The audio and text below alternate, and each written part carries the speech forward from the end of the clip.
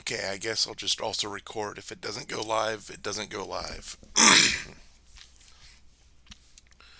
So, I decided I'd show everyone what I'd been doing to the prep work for the flashcards I've been making. So, here's my master spreadsheet of doom. It has multiple categories, like the royal line is everyone who's been a king or queen of Ontir. Royal peers was basically anyone in the kingdom who's been a king or queen out, or a prince or princess of a principality, even if it's outside of Ontir and they moved here. An example would be Duke Paul. And for that, I just copy and pasted everything from dukes, counts, and viscounts into there. Chivalry was copy and pasted from knights and masters of arms. Then we have laurels, pelicans, and masters of defense. So here's an idea of and each one of these, like, if I go into Masters of Arms, you'll notice I'm using a VLOOKUP, so all I have to do is have the name of the person and it will VLOOKUP if I've drawn it, the peerages they're in, what branch they're in, and if they have registered arms, what those arms are. And everything pulls off of the to draw file. For those who don't have registered arms, which I'm pretty sure, I can't say I'm sure without a doubt, but the ones that say no registered arms found are only those in the royal line, because I spent a lot of time looking for, like, Aaron Duncan. I couldn't find it, but I haven't spent as much time, so I've marked it as unknown. Those are also marked with a non-applicable on the has it been drawn, because no arms exist. The drawn file, or the drawn column, actually drives, well, and also the branches and the peerages technically, but they drive my stats page. You'll notice I'm at 107 out of 621 devices drawn. I have it broken down by category. Uh, I need to figure out why it's adding one. I probably need to remove one line or something.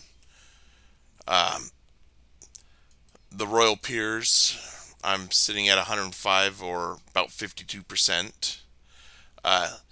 The ones I've colored green are the actual workbooks that are being transformed into the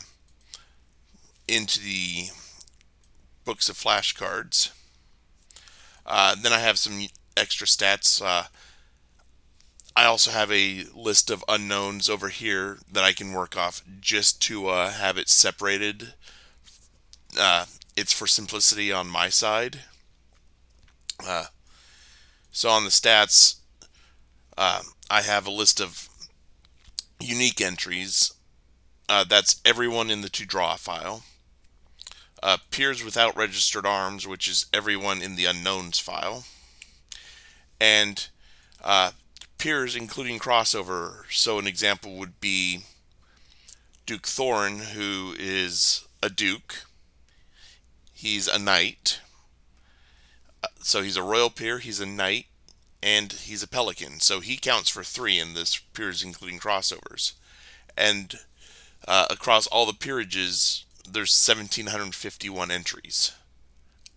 As of right now, I have not updated within the last month, because I'm trying to get through all the drawing.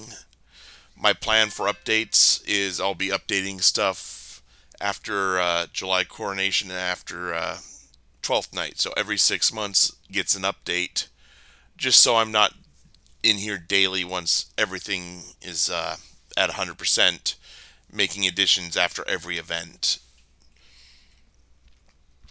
So, and each one has a unique, bleh, and each entry in the categories has a unique number. Right now I have them sorted by the branch, because that's how I'm organizing each of the flashcards.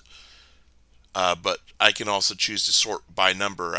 The initial numbering was based on their position in the order of precedence when I copy and pasted everything. Uh, Anyone who moves into the kingdom after this point, even if they might appear on the order of precedence above someone else will be added to the end, just so I don't have to go through and renumber hundreds of entries. So that's just a quick look at the spreadsheet. Oh, extended stats actually breaks stuff down even more. I have a key, so and it breaks it down by. I didn't have a good name other than Royal Lands to cover those who list as in on tier versus in a barony, a shire, summits, or tieree. So I just named it Royal Lands, but it breaks down how many peers and what categories of peers each of the branches have. So like Barony of Madrone has a total of 112 peers, 10 of which are royal peers, or 10 of which have been king or queen of Antir, 19 royal peers, 29 knights, no masters of arms, 52 laurels, 43 pelicans, and 3 masters of defense. And I have it broken down so by level of branch. So barony, shires, canton, college. I combined both the port and the stronghold, which are technically inactive, but they still have people listed on the roll of arms and the order of precedence. So instead of trying to roll them into the branch that absorbed them, I'm just left them in as is. And this covers those of our king and queens who have moved outside of kingdom. So two of our king or live out or lived in Avacall when it became its own kingdom and no longer a principality. I believe Borealis is either in a barony in Avacall or principality of Oertha, which is Alaska, part of the West. One of them has moved to Lohawk, which is Australia, and we have 2 who live in the West, and 1 unknown. So yeah, and this tells me primarily it's a way of me having an idea of where I'm at on everything, and then I just added extra stats for fun. Like out of all the peers in on tier, we have 72% who have registered coats of arms. Uh, Out of all the categories of peerages, the knights actually have the lowest registration. So if you're a branch herald and you know of peers or anyone in your branch who haven't registered arms and want to, please help them. I'd love to see these percentages go up. So I'm actually right now on the last category of just transferring data, and I'm right now not transferring the peerage, the identifier numbers over because that's the way I had to do it. I had to use 2 cells, one for the category and then one for the number, and I can't merge these two or else it would just say code. But I'm not carrying this over because that's a separate field where I'll have to go through each of these sheets again. I'm just copy and pasting the name device all the way through Blazon right there. And this field right here is just temporary to help me with my formatting. I'm copying that over and going into InDesign, Master Defense. I actually went through and made a default template of this, and it has, with one error here or there, basically a spread for each of the branches in on tier all the way through Wywood. There's one of my errors I have to fix on my template.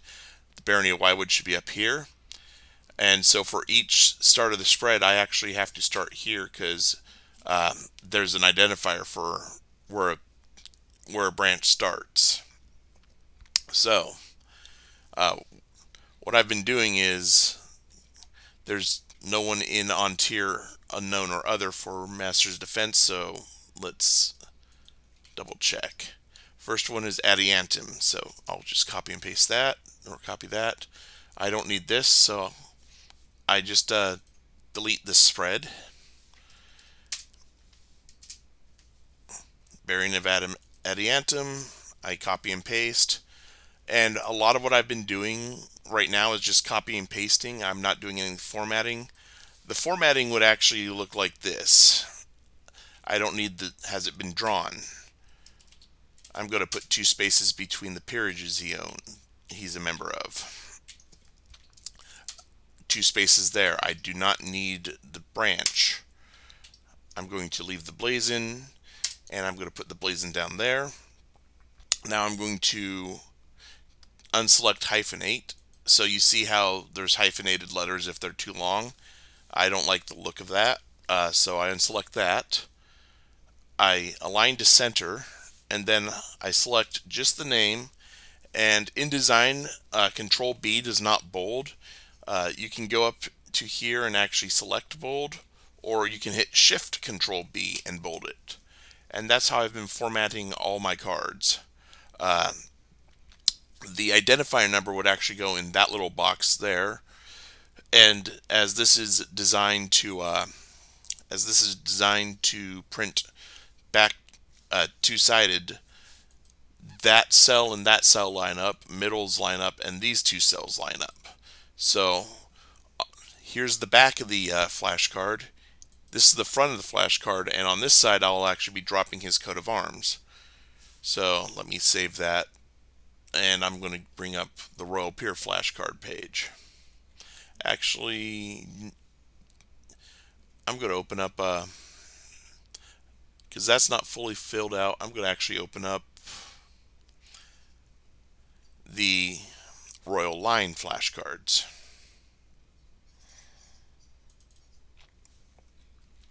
And these are all of these images have been redrawn in Adobe Illustrator as vector files and resized down. So they're a lot cleaner and crisper than any images I'll get off of the roll of arms. I can actually bring up there's an example of one of the lower resolution images from the roll of arms. That's from the roll of arms. This is one of my pieces. That's from the roll of arms. Some of them aren't bad. Some of them are really low resolution. Some of the entries use a different escutcheon shape or shield shape. What I'm doing with the redraw is making sure everything is as clean as it can be for print, and all of the shield shapes are basically a uniform across the entire document. So you'll see, like, back into the Royal Line, zoom in a little bit. Duke Manfred's information is here, and that's where his coat of arms are. Countess Morag, coat of arms, etc. And you can see how the identifier numbers are lining up. One of the hardest things I've been having with this project is actually the data entry, but remembering that this side of the page has to work in reverse to this side. So there's been times where I've dropped, like, say, the coat of arms there, and then their information over on this side right there, which would actually put this right behind Duke Torgal's. And the reason I'm leaving stuff in for if they don't have registered arms is if something comes up and they do register, or I overlook something, they're in the system, they're already on the page, and I just have to just delete that, drop the coat of arms in, and re-export to a PDF. So yeah, here's just an idea of what I have been working on. And the same process was used for all of the coloring or all of the flashcards. Semi-same for the coloring books that I put out. They don't have to be double-sided, thankfully, so I don't have to worry about that. But let's see. Let's open one of the coloring books. Let's see. That, I think, is on the heraldry thumb drive. I need to go through and actually sit down and sort stuff where things are being saved. Let's open up onto your coloring book, Royal Line coloring book.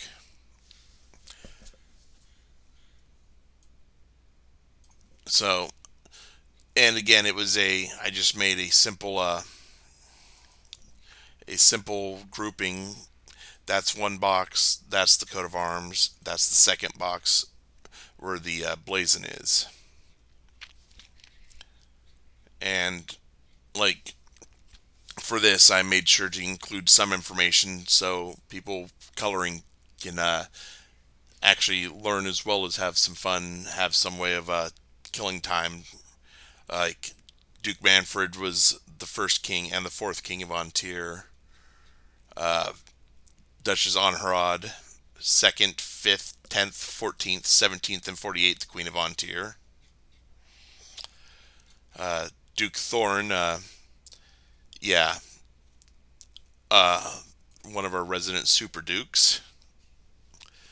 But this shows if I had wanted to take, say, Duke Thorn's coat of arms from the roll of arms uh, and blow it up that big, it really would not have looked all that good. So that's why I'm doing everything in vector. But yeah, so these are all the ones I have left to transfer just the data, and then I just have formatting on, and I'm closing file. I'm closing more than I really want to. I wanted to hit that. I can close that because I don't need that open. And I basically have to format chivalry. I think, yeah, all the royal peers are done. I have to format the chivalry, the laurels, the pelicans, and uh, populate and format the master's defense. So yeah, there's a look of just a little bit of the process that's been behind, that's gone into making the flashcards and coloring books.